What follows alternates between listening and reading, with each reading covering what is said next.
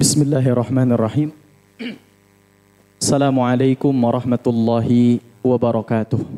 Alhamdulillahilladzi arsala rasulahu bil huda wa dinil haqqi liyudhhirahu 'ala ad-dini kullihi wa kafa billahi syahida. Asyhadu an la ilaha illallah wahdahu la syarika lah wa asyhadu anna Muhammadan 'abduhu wa rasuluhu la nabiyya ba'dah. Allahumma salli wa sallim wa barik ala nabiyyina Muhammadin wa ala alihi wa sahbihi ajma'in. Rabbi syrah li sadri wa yassir li amri wahlul 'uqdatam min lisani yafqahu qawli. Subhanaka la ilma lana illa ma 'allamtana innaka antal alimul hakim. Allahumma inna nas'aluka ilman nafi'an wa rizqan tayyiban wa amalan salihan mutaqabbala. Allahumma aghnina bil ilmi wa zayyina bil hilmi wa akrimna bit taqwa wa jammilna bil afiyah, amma ba'du. Bapak Ibu, teman-teman yang dimuliakan oleh Allah Subhanahu wa taala, kabarnya sehat semuanya? Ini alhamdulillah menuju bismikallah kayaknya ya. Sehat semuanya ya? Alhamdulillah. Puji dan syukur marilah kita panjatkan kepada Allah Subhanahu wa taala, salawat dan salam semoga terlimpah curah kepada baginda kita, suri tauladan terbaik sepanjang kehidupan, yakni habibana wa nabiyana Muhammad sallallahu alaihi wasallam, kepada keluarganya, kepada para sahabatnya, dan semoga sampai kepada kita selaku umat pengamal sunnahnya. Amin ya rabbal alamin. Pas saya masuk ke sini ternyata seragamnya sama ya. Padahal kita gak janjian. Ya, putih, hitam. Seakan-akan karyawan Umi juga ini. Tadi saya mau biasanya khutbah itu pakai jubah kan. Cuman mau ngisi di Umi pakai jubah enak gak ya? Kayaknya pakai koko aja gitu ya. Pakai koko, pakai sarung. Alhamdulillah bisa berangkat ke sini, kemudian bertemu dengan Bapak Ibu teman-teman yang mudah-mudahan senantiasa dimuliakan oleh Allah Subhanahu wa taala. Alhamdulillah kita juga dikumpulkan oleh Allah di tempat dan di momen yang insya Allah mulia. Karena ini momen dalam rangka kita sama-sama ngaji, sama-sama menuntut ilmu. Dan kita tahu bahwa menuntut ilmu itu kewajiban buat kita sebagai muslim. Bahkan Allah, Nabi SAW berikan predikat. Kata Nabi, man yuridillahu bihi khairan yufaqihu fiddin. Kata Nabi SAW, siapa yang dikehendaki oleh Allah padanya kebaikan, yufaqihu fiddin. Niscaya Allah akan berikan padanya pemahaman terhadap agama. Apapun profesi kita, apapun tugas kita, apapun jabatan kita, apapun peran kita di dunia, kalau kita mengaku sebagai seorang muslim, maka ada tugas kewajiban kita untuk menuntut ilmu agama. Tidak hanya di sini, ya, mungkin juga di luar sana, mungkin dekat rumah kita, mungkin juga di tempat main kita. Bahkan para ulama pernah mengatakan, ada seorang ulama pernah mengatakan, siapa yang 3 hari hatinya tidak diisi dengan ad-din, tidak diisi dengan ilmu, tidak diisi dengan agama, qasa qalbuh, maka boleh jadi hatinya menjadi keras. Jadi ternyata salah satu penyebab kerasnya hati, kita gak mau hadir di majelis ilmu. Ada sebagian orang, Ustadz sekarang mah gak usah datang ke majelis ilmu, ke masjid, kan cukup di rumah aja nonton di YouTube. Makanya namanya majelis ta'lim al-YouTubiyah, ya, atau al-tiktokiyah gitu ya. Dan lain sebagainya, nontonnya di TikTok, di Instagram, bukan tidak boleh, boleh, ya. Cuman jangan mencukupkan diri dengan itu. Karena rasanya akan beda kalau menuntut ilmu, hadir secara langsung dengan jarak jauh. Saya pernah mengalami ketika COVID itu ngaji via Zoom. Subhanallah, sangat tersiksa. Dan ustadznya yang sangat tersiksa biasanya. 2 jam itu berasa lama. Karena pas saya tanya, oke, siapa yang mau bertanya? kamera, semuanya mati dan tidak yang dijawab. Seakan-akan saya ngomong sendiri gitu. Jadi begitu. Dan apapun itu yang paling nyaman, paling enak kalau kita bisa bertemu, termasuk dalam menuntut ilmu. Maka alhamdulillah ya kajian bulanan di Rumah Sakit Umi ini bisa terselenggara ya dengan cara bertatap muka langsung. Coba beda tidak rasanya langsung dengan ngaji di Zoom? Beda ya. Di Zoom itu kadang kita tidak menerapkan adab-adab menuntut ilmu, tidak. Ya. Kadang-kadang tidak menerapkan adab-adab menuntut ilmu, sedang sambil tiduran, ya. Akhirnya bukan kita yang nonton Zoom, tapi Zoom yang nonton kita. Apa? Tidur. Ketiduran. Ya. Walaupun ngaji offline juga kadang banyak yang tidur. Ya. Apalagi saya agak-agak layan ini siang soalnya ya. Biasanya ada sebagian ustadz yang saya gak mau ngisi kalau siang. Ngantuk, udah makan siang, ya di ruangan ber-AC, datang ke sini doanya Bismikallahumma ahya wa bismika amut. Akhirnya pas ngaji, Masya Allah langsung ustadz teh kenapa jadi kecil, jauh, hitam, gelap gitu. Ya. Itu berarti tanda-tanda kita menuju tidur. Ada sebagian ustadz bilang itu karena salah satu keuntungan menuntut ilmu itu kan Allah kasih ketenangan. Apa ciri-cirinya tenang menuntut ilmu? Ternyata mudah tidur katanya. Betul. Teman-teman kalau lagi banyak pikiran di rumah, mudah tidur apa susah tidur? Susah tidur ya. Makanya datang ke pengajian insya Allah ya tenang.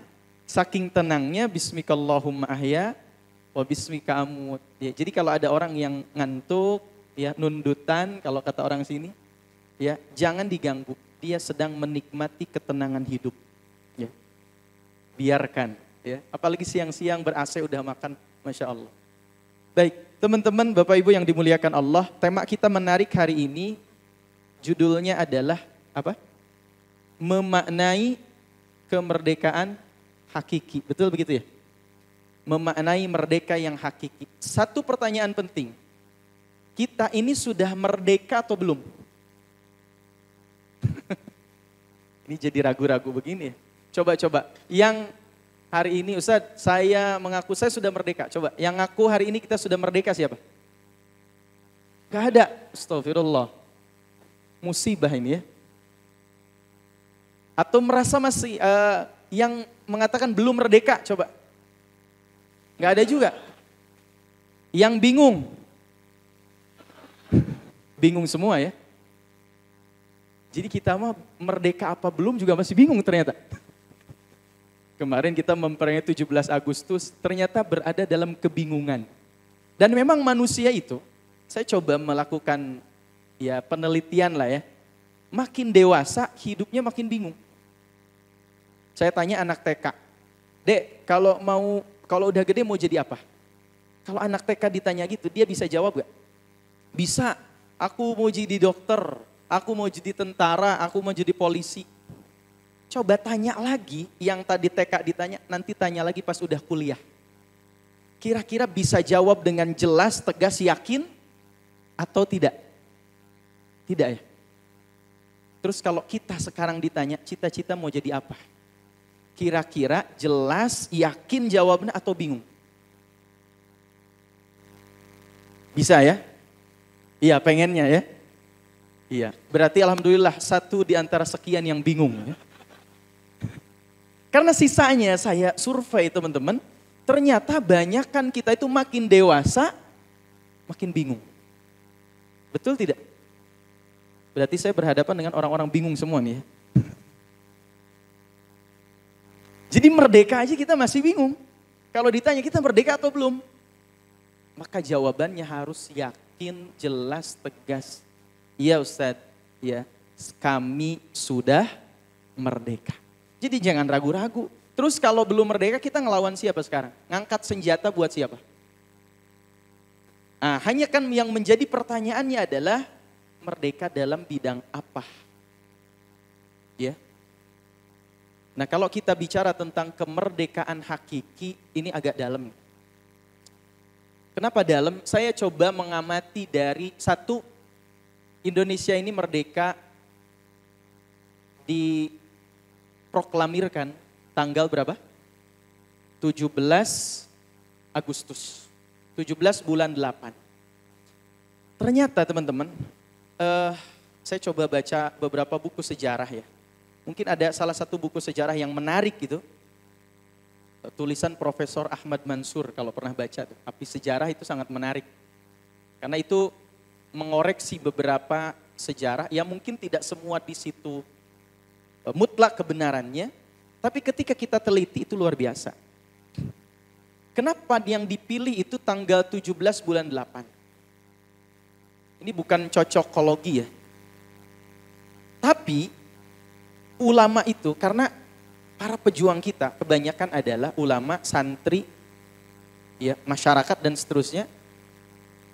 Mereka memperjuangkan agama ini, kemudian ingin mengingat bahwa nanti kemerdekaan itu sebetulnya hakikatnya adalah pemberian dari Allah. Kita memproklamirkan kemerdekaan tanggal 17 bulan 8.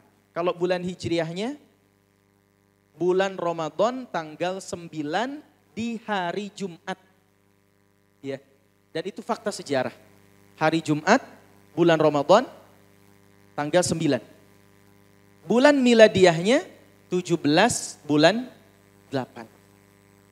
Dan ternyata angka 1708 ini terinspirasi dari surat yang ada di dalam Al-Quran, yaitu ayat ke-17 surah ke-8. Jadi kenapa yang dipilih itu tanggal 17 bulan 8? Karena inilah ayat, inilah surat yang menjadi inspirasi buat kemerdekaan Indonesia. Teman-teman silahkan nanti buka, atau sekarang yang punya Android, yang punya Quran di handphonenya, silahkan dibuka ayat ke-17 surat ke-8. Surat Al-Anfal ayat 17. Allah berfirman di situ, karena inilah yang menjadi, ayat inilah yang menjadi inspirasi para founding father kita untuk menjadikan angka atau 1708 itu supaya ngingetin. Apa bunyi ayatnya? Allah berfirman di situ, A'udzu billahi minasyaitonir rajim. فَلَمْ تَقْتُلُوهُمْ وَلَكِنَّ اللَّهَ قَتَلَهُمْ وَمَا رَمَيْتَ إِذْ رَمَيْتَ وَلَكِنَّ اللَّهَ رَمَى. Yang artinya, فَلَمْ تَقْتُلُوهُمْ, maka bukanlah kalian yang memerangi mereka, وَلَكِنَّ اللَّهَ قَتَلَهُمْ, tetapi Allah lah yang memerangi mereka. Wa ma ramaita, dan bukanlah kalian, engkau yang melempar, idh ramaita, ketika engkau melempar, walakinnallaha rama. Rama di sini maknanya, rama yaitu melempar, memanah, mengusir. Itu maknanya. Walakinnallaha rama. Jadi seakan-akan ayat ini menjadi inspirasi bahwa kita memerangi penjajah sampai penjajah itu kalah. Bahwa kita mengusir penjajah, memanah, ya, sampai mereka kalah, hakikatnya bukan karena kekuatan kita, tapi karena apa? Allah. Itu kalimatnya kan, falam taqtuluhum walakinnallaha qatalahum. Bukan kalian yang memerangi, tapi hakikatnya Allah yang memerangi mereka.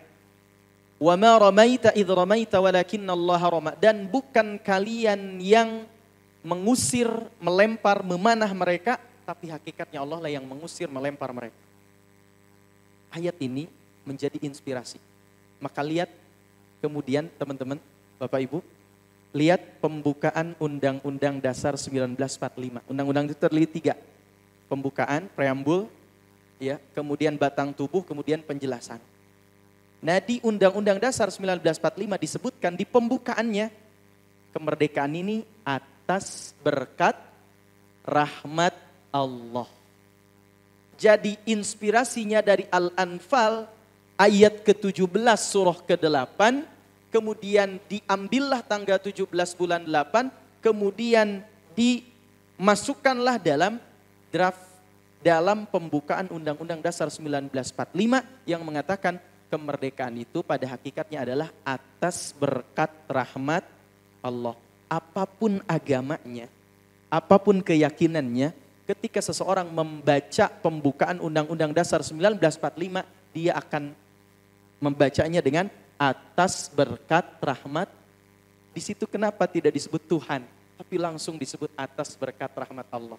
Karena hakikatnya kemerdekaan itu pemberian dari siapa? Dari Allah.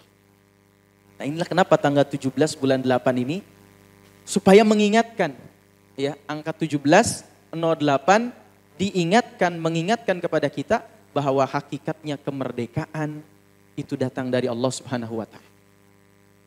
Nah, itu dari aspek sejarah, teman-teman, ya. Jadi banyak kadang-kadang kalau kita lihat sejarah itu ya tergantung siapa yang menulis, begitu kan? Aspek lain. Contoh, ada sebagian orang bilang bendera, kenapa Indonesia itu benderanya merah putih? Ya, kenapa merah putih? Kenapa enggak kuning biru itu? Atau benderanya hijau atau benderanya hitam gitu? Kenapa merah putih? Saya dulu waktu di sekolah bilang bahwa oh ini warnanya Majapahit, warnanya Sriwijaya. Ternyata ya, merah putih pun, kenapa warna bendera kita merah putih? Karena founding father kita, para ulama kita terinspirasi dengan hadis Nabi SAW, dan salah satu warna yang disenangi oleh Nabi itu warna merah putih. Emang ada ustaz hadisnya? Ada. Nanti teman-teman buka hadis dalam kitab Sahih Muslim dari sahabat Thauban. Kata Nabi SAW, Innallaha zawaliyal ard. Ada yang bacanya zuwuliyal ard. Sesungguhnya Allah membentangkan, memperlihatkan bumi itu. Fara'aitu masyariqaha wa magharibaha. Maka aku melihat ujung timur sampai ujung baratnya. Ya, sekarang kan kaum muslimin itu berada di ujung barat sampai ujung timur. Di mana ujung barat kaum muslimin? Ada di Maroko. Di mana ujung timur mereka? Ada di Merauke. Ya, bainal Maroko wa Merauke. Dari ujung barat kata Nabi diperlihatkan oleh Allah kepadaku dari ujung barat sampai ujung timur. Saya boleh berdiri? Supaya kelihatan yang ngantuk, ya. Jadi Allah perlihatkan bumi itu dari ujung barat sampai ujung timur. Dan apa kata Nabi? Wa inna ummati sayablughu mulkuha, dan sesungguhnya umatku akan sampai kekuasaannya dari ujung barat sampai ujung timur. Kata Nabi. Dan kalimat terakhirnya apa kata Nabi? Ini menarik. Wa a'taitu, dan aku telah diberikan oleh Allah al-kanzaini, dua pusaka. Al-kanzun itu kayak harta karun. Jadi sesuatu yang bisa jadi belum ditemukan di zaman Nabi, tapi kemudian ditemukanlah di zaman pasca Nabi SAW. Karena kata Nabi begitu. Allah bentangkan muka bumi dari ujung barat sampai ujung timur, dan umatku akan menguasai muka bumi itu dari ujung barat sampai ujung timur. Dan aku telah diberikan dua pusaka, kata Nabi. Dua harta karun yang sebelumnya belum pernah diberikan kepada siapapun. Apa dua harta karun itu?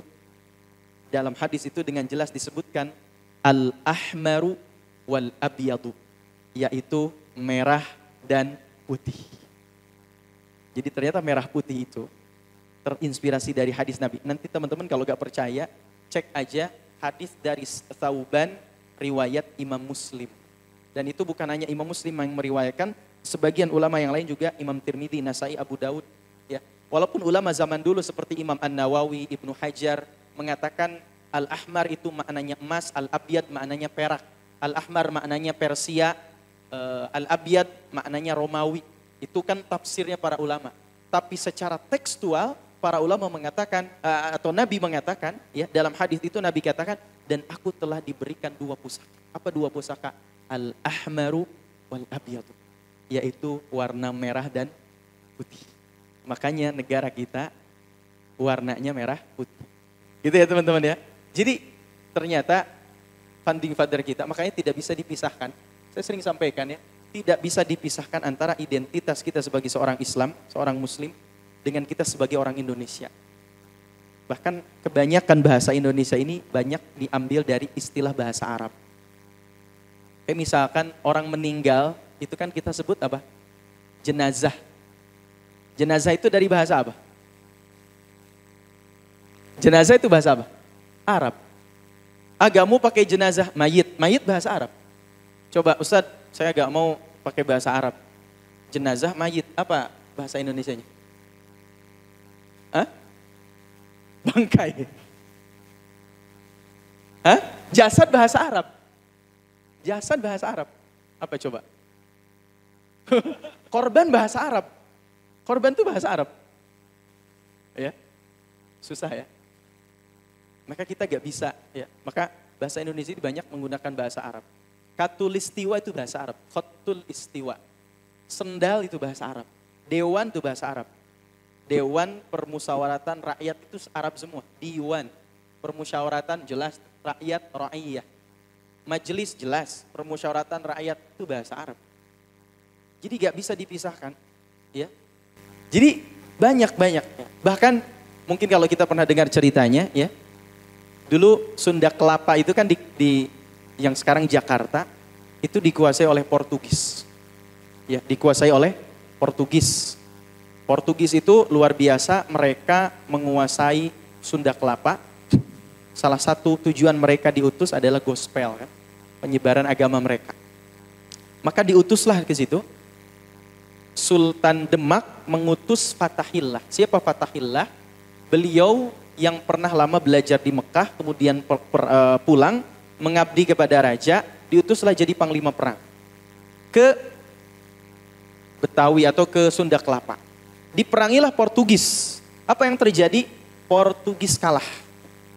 Portugis kalah. Perang, hancur semuanya mereka.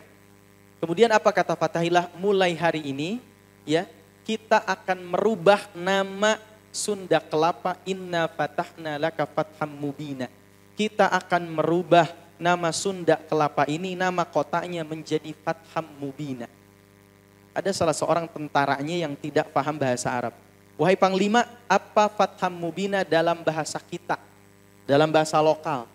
Fatham Mubina dalam bahasa kita, kata Fatahillah, adalah Jayakarta. Jadi Jayakarta atau Jakarta itu diambil dari Al-Quran surah Al-Fath ayat 1. Ya. Dan ini teman-teman fakta sejarah, tidak bisa dibantah. Dari mana orang ngambil Jakarta? Bukan, karena ada sebagian orang yang nuduh, wah itu mah ustadznya cocokologi, dicocok-cocokin gitu. Ya walaupun ada sebagian istilah, memang ada sebagian istilah cocokologi, betul. Tapi fakta Jakarta diambil dari surah Al-Fath, itu adalah fakta sejarah. Ya. Nah makanya teman-teman, ini penting ya, kita sebagai seorang muslim, kita kemudian diberikan anugerah kemerdekaan oleh Allah Subhanahu wa Ta'ala, itu merupakan nikmat yang besar. Bahkan dalam undang-undang dasar kita, dalam pembukaannya menolak yang namanya penjajahan. Kalimatnya, penjajahan di atas dunia harus dihapuskan. Ya, penjajahan di atas dunia harus dihapuskan. Kenapa? Karena dijajah itu ya gak enak. Nah maka apa sih yang disebut dengan kemerdekaan yang hakiki? Nabi SAW memerdekakan manusia dari penghambaan kepada sesama manusia. Ya, jadi kemerdekaan yang hakiki pada asalnya, pada hakikatnya melepaskan penghambaan dari manusia kepada manusia yang lain. Maka Nabi merubah satu tatanan masyarakat Jazirah Arab, jahiliyah. Mereka kemudian tidak tahu apapun, bahkan mereka adalah orang yang kebanyakan mereka tidak bisa membaca dan tidak bisa menulis. Tapi dalam 23 tahun mereka berubah menjadi bangsa yang luar biasa. Ya, bangsa penakluk. Teman-teman pernah dengar nama Bilal bin Rabah? Tahu Bilal bin Rabah? Kalau disebut nama Bilal bin Rabah, apa yang kita ingat? Muazan. Bilal bin Rabah itu muadzin. Betul. Tapi jangan berhenti di situ. Ternyata Bilal bin Rabah bukan hanya seorang muadzin. Beliau di zaman Khalifah Umar bin Khattab pernah menjadi gubernur di Syam. Budak itu kalau kita, ya orang yang dulu ada namanya zaman perbudakan, sekarang tidak ada. Ya, pekerja tidak digaji, mereka berada kehidupannya di bawah tuannya, tapi kemudian dipekerjakan. Mungkin orang yang dianggap seakan-akan budak itu bukan manusia. Bilal bin Rabah itu seakan-akan dianggap bukan manusia. Dimerdekakan oleh Abu Bakar As-Siddiq, jadilah muadzinnya Rasulullah SAW. Kemudian di zaman Umar ibnul Khattab, Bilal diangkat jadi gubernur. Kita punya mamang-mamang tukang ngarit rumput di rumah. Tiba-tiba 10 tahun lagi dia jadi wali kota. Hebat gak? Keren gak? Jadi begitu, Bilal bin Rabah. Ya. Ada juga misalkan Abu Hurairah. Kalau disebut Abu Hurairah, apa yang kita ingat? Ahli hadis. Kucing ya. Ingatnya kucing. Abu Hurairah itu ahli hadis, ya. Tapi kemudian teman-teman, kalau kita sebut Abu Hurairah bukan hanya ahli hadis. Dulu mungkin kita Abu Hurairah itu kenal sebagai Ahlus Suffah. Ahlus Suffah itu bahasa saya dulu James Bond katanya, jaga masjid dan kebun. Ya. Jadi beliau tinggalnya di masjid, tidak punya rumah dan seterusnya. Jadi ahli hadis, tapi kemudian Abu Hurairah juga menjadi gubernur di Bahrain. Karena kenapa? 1/4 dunia waktu itu ditaklukkan oleh kaum muslimin. Jadi merdeka yang hakiki yang pertama cirinya adalah membebaskan penghambaan antar sesama manusia. Kenapa Ustadz harus membebaskan penghambaan sesama manusia? Karena manusia itu bukan makhluk yang sempurna. Kullu bani adama khatta'un wa khairul khatta'in at-tawwabun. Setiap anak Adam pasti punya salah, pasti punya dosa, dan sebaik-baiknya orang yang bersalah dan berdosa siapa? Mereka yang bertaubat. Ya, tidak ada di antara kita hari ini yang tidak punya dosa. Termasuk saya ngomong di sini, saya juga punya dosa, mungkin banyak. Ya, ini teman-teman wajahnya kan wajah dosa semua ya. Betul tidak? Oh, betul. Tapi kan sama Allah ditutupi aibnya, betul? Ya. Dan memang dosa itu bukan berarti tidak akan diampuni. Kata Nabi, kullu ummati mu'afan illal mujahirin. Setiap umatku dosanya akan diampuni kecuali mujahir. Tahu teman-teman mujahir? Tahu mujahir? Ikan, bukan ikan. Ini karena siang-siang ya, ingatnya ikan. Itu mujahir. Ini mujahir. Apa itu mujahir Ustadz? Orang yang melakukan dosa di malam hari, di pagi hari Allah tutupi aibnya. Tapi kemudian dia cerita kepada orang lain. Semalam tadi aku melakukan ini dan itu. Nah orang seperti itu kata Nabi tidak akan diampuni dosanya. Tapi makanya kalau kita punya dosa dan dosanya dosa pribadi, ya udah kalau bisa taubat, kalau bisa tutupi rapat-rapat, jangan diceritakan sama orang lain. Karena kalau diceritakan kita termasuk mujahir. Ya, bukan ikan ya. Jadi orang yang punya dosa kemudian dia cerita kepada orang lain. Nah, maka harus membebaskan penghambaan. Merdeka yang hakiki adalah membebaskan penghambaan antar sesama manusia. Jadi kalau ditanya tadi sekarang udah merdeka belum? Secara politik ya kita sudah merdeka. Secara ekonomi ya mungkin merdeka, tapi masih banyak ya kita belum menjadi tuan di tanah kita sendiri dan lain sebagainya.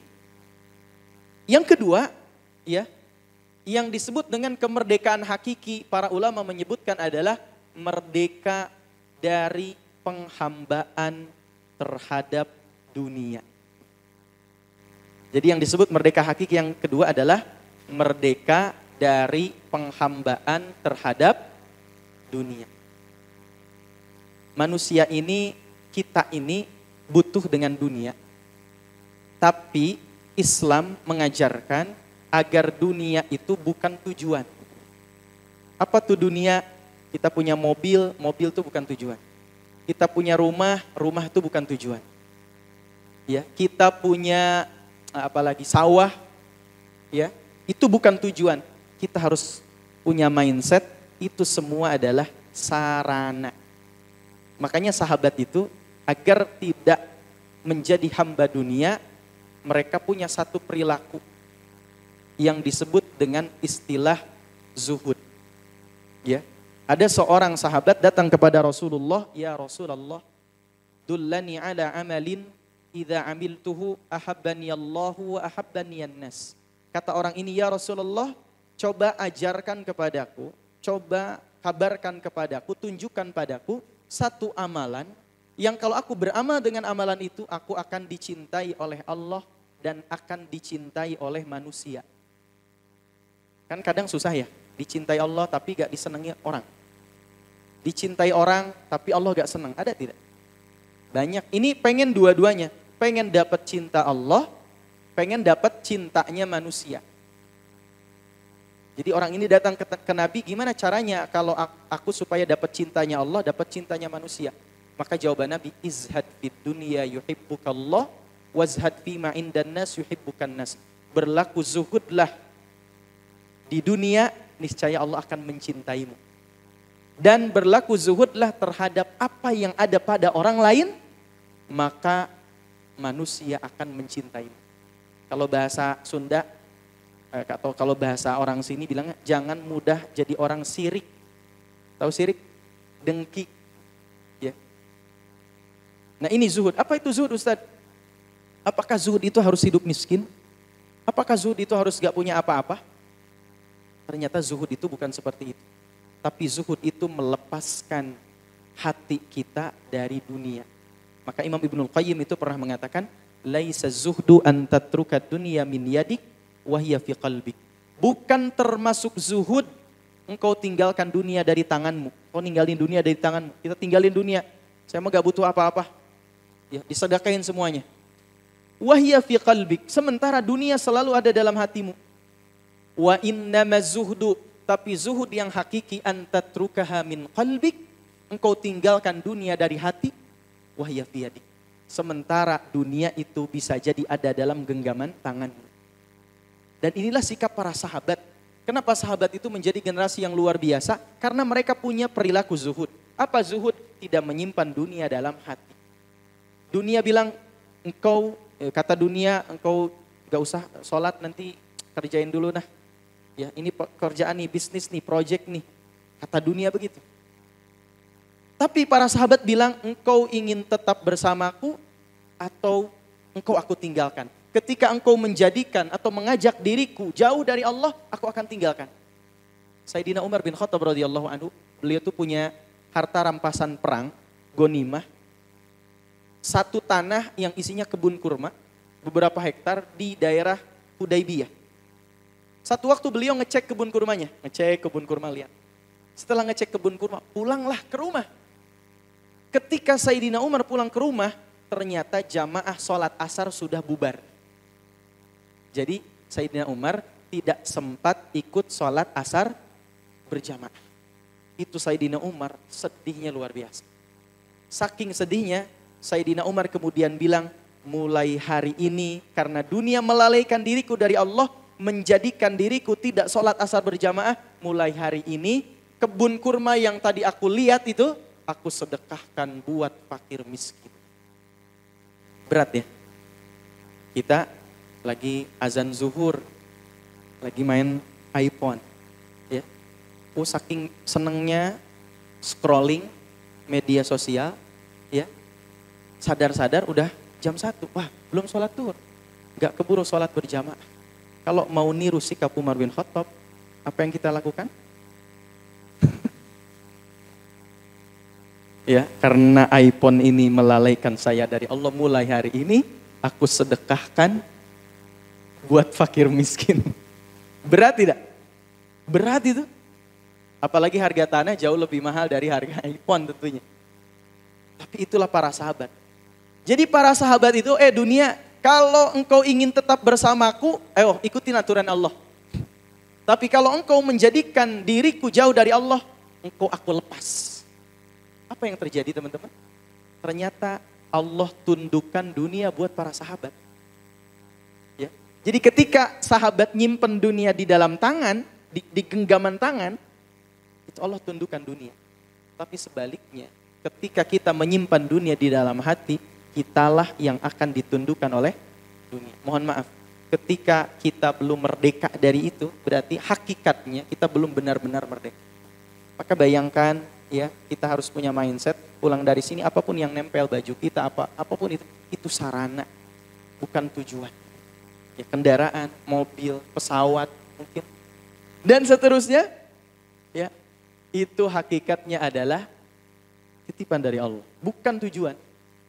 Ya, maka zuhud, maka kata Imam Ibnul Qayyim tadi, laisa zuhdu an tatruka dunya min yadika wa hiya fi qalbik.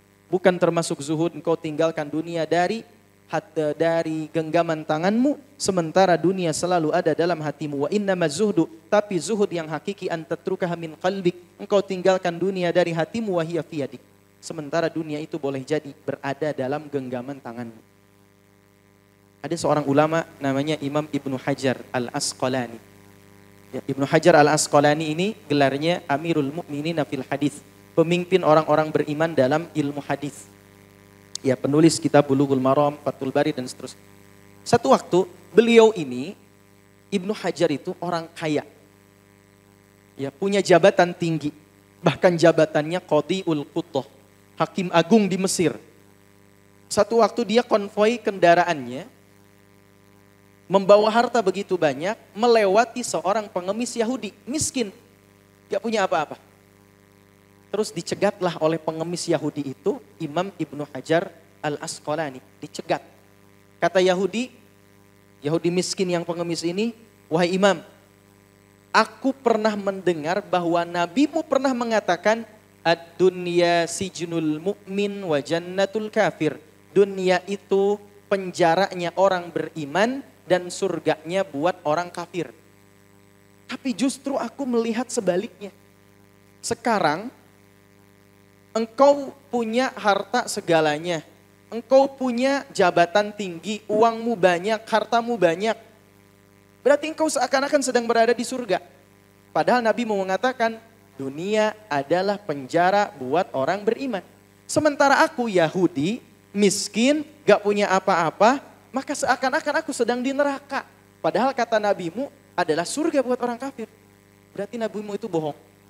Apa jawaban Imam Ibnu Hajar Al-Asqalani? Kata Imam Ibnu Hajar Al-Asqalani, ya, apa kata Imam Ibnu Hajar? Iya. Kata Imam Ibnu Hajar, betul, nabiku pernah mengatakan dunia itu penjara buat orang beriman dan surga buat orang kafir. Maknanya, sekarang aku punya segalanya, punya jabatan tinggi, harta banyak, populer terkenal di mana-mana, tapi aku tidak pernah menjadikan ini semua sebagai tujuan. Dan bila dibandingkan nanti dengan pahala yang Allah janjikan di akhirat, di surga, ini jauh lebih utama di akhirat itu.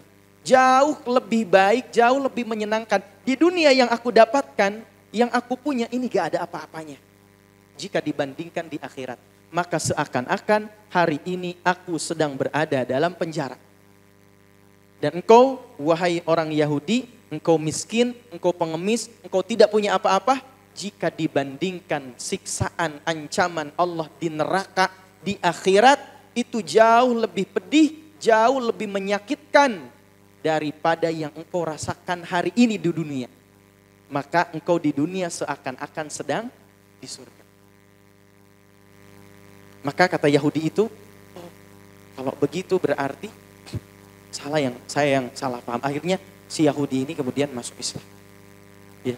Dan inilah para ulama. Para ulama kita tuh cerdas. Mereka punya harta, punya jabatan, tapi mereka tetap zuhud. Jadi mohon maaf, zuhud itu bukan berarti hidup miskin. Bukan berarti kalau berpakaian, saya mah pakaian gak mau disetrika, gak mau dicuci, itu bukan zuhud. Itu zorok namanya. Karena ada orang nganggap zuhud itu kayak gitu ya. Pakaiannya udah sederhana, bolong-bolong gitu kan. Gak pernah dicuci. Kenapa gak pernah dicuci? Mau hidup zuhud. Itu bukan zuhud. Itu apa? Zorok. Ya. Jadi orang Islam itu sebagai seorang muslim, bahkan Nabi katakan, Al-Quran katakan, kalau kita datang ke masjid, majelis ilmu, khudhu zinatakum inda kulli masjid. Pakailah pakaian terbaik kalau kita datang ke masjid. Supaya apa? Menunjukkan nikmat Allah dan dalam rangka, bahkan para ulama itu dalam rangka memuliakan kalau datang ke majelis ta'lim, majelis ilmu, dalam rangka memuliakan ilmu. Imam Malik rahimahullah ketika datang ke Masjid Nabawi untuk ikut halaqah, ikut ngaji, dianterin oleh ibunya, itu dipakaikan pakaian terbaik. Ditanya, wahai bunda, kenapa engkau pakaikan anakmu dengan pakaian terbaik, termahal? Apa kata ibundanya Imam Malik? Karena aku ingin menghormati ilmu.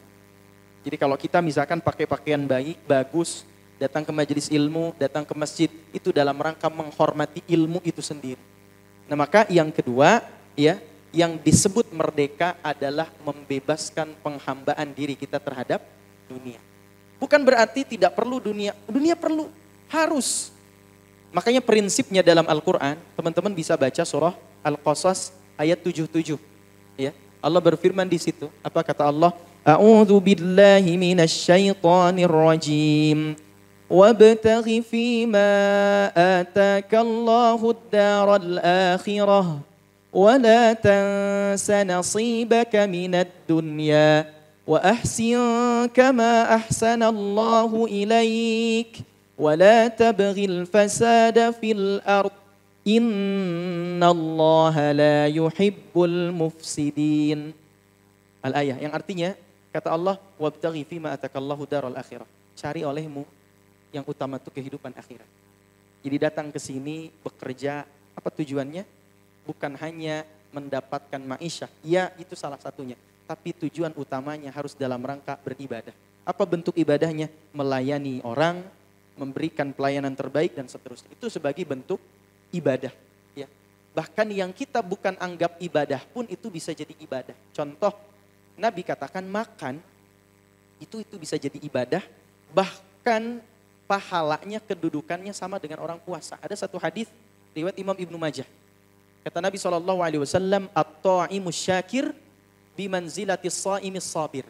At-ta'imus syakir, orang yang makan sambil bersyukur, bimanzilatis sha'imis sabir, kedudukannya, pahalanya sama dengan orang yang berpuasa sambil bersabar.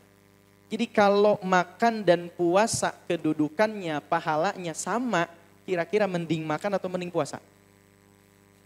Insya Allah ya, kompak, berjamaah. Saya juga sudah survei. Doa yang paling banyak dihafal oleh kaum muslimin dua. Doa makan dan doa tidur. Makanya hobi kita tuh kalau gak makan, kalau gak tidur, coba-coba bulan puasa kan gak bisa makan. Kerja libur, betul? Apa yang dilakukan? Alhamdulillah ya, berdasarkan based on true story gitu kan. Ya, ba'da subuh tidur sampai zuhur kan. Zuhur lanjut lagi sampai asar. Kalau puasa nih, asar lanjut lagi sampai maghrib. Sampai terdengar azan maghrib kan. Allahu Akbar. Dalam hati alhamdulillah ya Allah, puasa hari ini terasa begitu cepat gitu. Ya isinya tidur mulu. Ya, makanya kita itu kalau gak makan, tidur. Kenapa puasa banyak tidur? Karena gak bisa makan. Bahkan lagi kerja, yang diobrolin apa? Makan. Nanti istirahat makan di mana ya? Ngebahas apa ya? Kerjanya, ngajinya belum selesai. Makannya udah survei nih. Ya, ruh kita udah survei tukang dagang. Tapi jangan salah teman-teman. Ternyata makan itu kalau sambil bersyukur, itu pahalanya sama dengan orang yang berpuasa sambil, ya tapi puasanya puasa sunnah ya, bukan puasa wajib. Makanya sebagian ulama mengatakan, kalau kita lagi puasa sunnah, saya mau puasa Daud nih, tiba-tiba ada temen yang ngajak makan, makan yuk, saya gratis, ditraktir. Mana yang lebih utama, lanjutin puasa apa ikut makan? Masya Allah. Ini ijma. Sepakat. Ya. Jadi saya tidak perlu jelaskan lagi. Ya. Jadi ternyata betul teman-teman, yang lebih utama, walaupun kita boleh melanjutkan puasa, tapi yang lebih utama ternyata ikut makan. Ada riwayatnya banyak. Ya.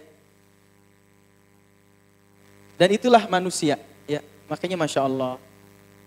Dan luar biasa Allah Subhanahu wa ta'ala menjelaskan, apapun yang kita gunakan, itu bisa jadi ibadah. Makan kita, tidur kita, bekerja kita, semuanya di sisi Allah itu bisa bernilai pahala ibadah. Kalau niatnya ibadah.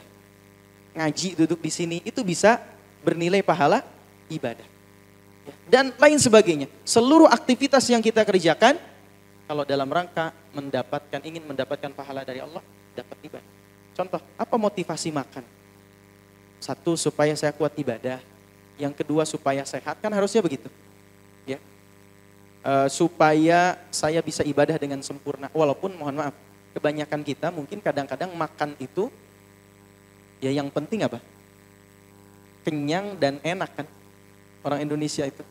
Nah itu yang ketiga, gratis. Itu masih program. Masuk lagi ya. Jadi lupa tuh. Kenyang, enak, gratis. Ada istilah gini, kalau orang Indonesia itu makan dengan lidah kan. Kalau orang Jepang makan dengan logika. Ya, makanya Jepang yang mentah-mentah dimakan. Orang Jepang kan. Ada orang mana gitu, makannya dengan apa gitu. Nah teman-teman, maka makan itu bisa jadi ibadah. Nah Allah mengatakan bukan berarti ketika kita ngejar akhirat kita lupakan dunia. Tapi menjadikan dunia ini sebagai sarana untuk mendapatkan akhirat. Itu yang utama. Ya. Karena kalau ngejar dunia, manusia itu umurnya kan gak panjang. Bayina sittin wa sab'in. Antara 60 dan 70. Bahkan kecenderungannya penelitian hari ini, semakin orang kesini semakin usianya semakin cepat. Ya. Yang mudah-mudahan kita yang hadir di sini dipanjangkan umurnya. Ya. Dan wafat husnul khotimah. Ya. Tapi jangan sekarang, jangan amin sekarang. Nanti kalau wafat husnul khotimah. Ya, karena masih banyak tugas ya. Saya juga masih banyak jadwal masalahnya. Nah teman-teman, ya maka penting sama Allah kita minta agar melepaskan diri dari hamba dunia. Walaupun itu susah, betul. Teorinya mudah, ngomongnya gampang Ustadz. Gampang kalau ngomong.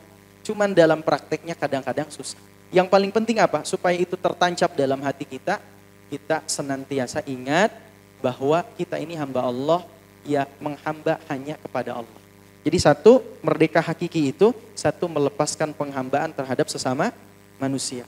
Yang kedua, melepaskan penghambaan terhadap dunia. Terakhir, yang ketiga, ya merdeka yang hakiki, ya manusia atau kita sebagai seorang muslim, kata Allah, liyudhhirahu 'ala ad-dini kulli. Agar kita menjadi pemenang. Ya, agar kita menjadi pemenang. Pertempuran antara hak dan batil, para ulama mengatakan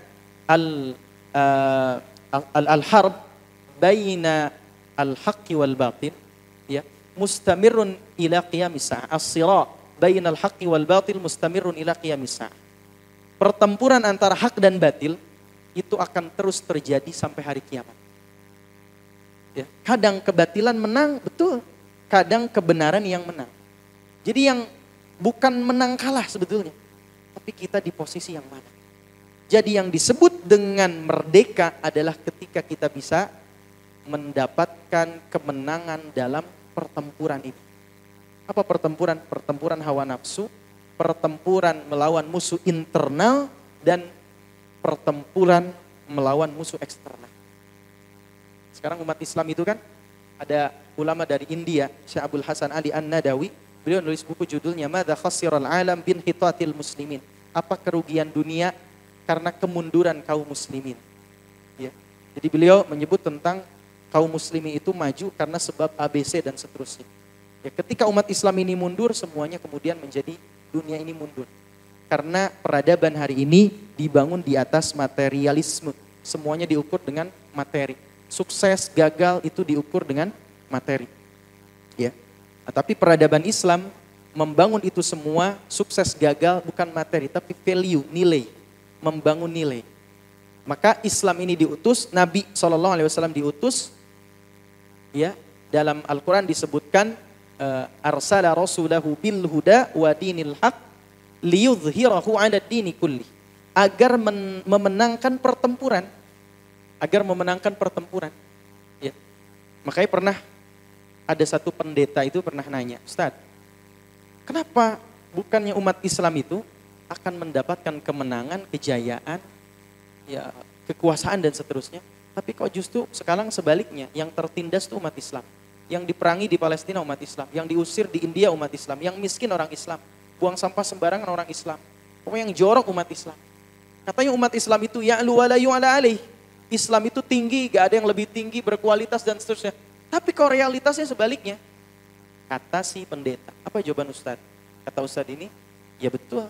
Allah akan memberikan kemenangan, kejayaan, peradaban, kekuasaan. Tapi bukan buat orang Islam. Buat siapa? Buat orang beriman. Boleh jadi kita hari ini baru sebatas jadi orang Islam, tapi belum benar-benar beriman. Karena orang beriman sudah pasti Islam. Tapi orang Islam belum tentu beriman. Apa ayatnya? Lihat surat Al-Hujurat ayat 14. Ya, Al-Hujurat ayat 14. A'udzu billahi minasy syaithanir rajim. Qalatil a'rabu amanna qul lam tu'minu walakin qulu aslamna walamma yadkhulil imanu fi qulubikum. Al-ayah. Allah berfirman, qalatil a'rabu amanna. Berkata orang Arab yang berasal dari pedalaman itu, mereka datang kepada Nabi, mereka bilang amanna. Ya Rasulullah, kami telah beriman. Tapi kata Allah, qul, katakan kepada mereka, lam tu'minu, hakikatnya kalian belum beriman, walakin qulu aslamna. Tapi sampaikan kami baru masuk Islam. Jadi ada orang baru masuk Islam, baru berserah diri, walamma yadkhulil imanu fi qulubikum. Sementara iman belum benar-benar masuk dalam hati kalian. Ya. Jadi kenapa kita jauh dari Allah, tertindas dan seterusnya? Boleh jadi kita jangan ngevaluasi orang, evaluasi diri kita. Jangan-jangan kita baru sebatas jadi orang Islam tapi belum benar-benar beriman. Karena ternyata yang akan diberikan kesuksesan, keberhasilan, sekian banyak ayat Al-Quran Allah menyebutkan kalimat iman. Ya, coba surat yang paling pendek yang sering kita baca, wal asri innal insana lafi khusrin. Demi waktu asar, innal insana lafi khusrin. Sesungguhnya manusia berada dalam kerugian illal ladzina aman. Kecuali orang beriman. Di situ tidak disebutkan illal ladzina aslamu, kecuali orang Islam. Man amila salihan min dzakarin wa untha wa huwa mu'minun falanuhyiyannahu hayatan thayyibah. Siapa yang beramal saleh, baik laki-laki dan perempuan, apa syaratnya? Wa huwa mu'min. Syaratnya iman. Ya. Maka ditanyakan, kita nih sholat sudah karena iman belum? Kita nih ngaji sudah karena iman atau belum? Ustaz, apa bedanya saya ngaji karena iman sama saya ngaji bukan karena selain iman atau karena selain iman? Iman itu lahir dari kesadaran. Ya, iman itu lahir dari kesadaran. Sementara banyak orang kita mengajak, mendidik seseorang bukan pada tahap kesadarannya, tapi pada aspek pembiasaan. Pembiasaan bagus, tapi harus naik kelas. Apa naik kelasnya? Jadi kesadaran. Dan iman itu lahir dari kesadaran. Saya tanya, kenapa mu'alaf, saudara kita yang mu'alaf masuk Islam, keislamannya biasanya jauh lebih kuat daripada kita yang muslim dari lahir. Kenapa? Karena dia masuk Islam karena kesadaran. Karena kesadaran. Ya. Ada satu sekolah SMA IT. Dia bilang gini, Ustaz, kami alhamdulillah di sekolah ini mewajibkan anak-anak kami untuk sholat duhur dari Senin sampai Jumat berjamaah di masjid. Bagus tidak? Bagus. Bagus. Cuman kita ingin evaluasi, apakah kewajiban sholat duhur berjamaah di masjid itu sudah pada tahap kesadaran atau baru sebatas pembiasaan? Makanya kita evaluasi. Apa evaluasinya? Coba Pak. keluarkan kebijakan baru. Akhirnya kepala sekolah mengeluarkan kebijakan baru. Apa kebijakan baru kepala sekolah? Tiap hari Rabu, sekalian sebagai siswa di sini tidak wajib sholat di masjid. Apa yang terjadi? Tiap hari Rabu masjidnya sepi. Ya, berarti dia sholat, berarti evaluasinya apa? Siswa sholat duhur berjamaah di masjid baru sebatas pembiasaan, belum pada level kesadaran. Ini ngaji ada kewajiban apa kesadaran atau gimana? Oh, Masya Allah. Alhamdulillah ya. Alhamdulillah ya. Berarti saya bergabung dengan orang-orang sadar semuanya. Ya karena ada di sebagian kantor, kata pimpinan yang wajib datang.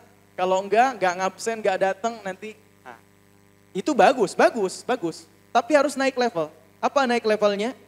Pada batas kesadaran. Ya.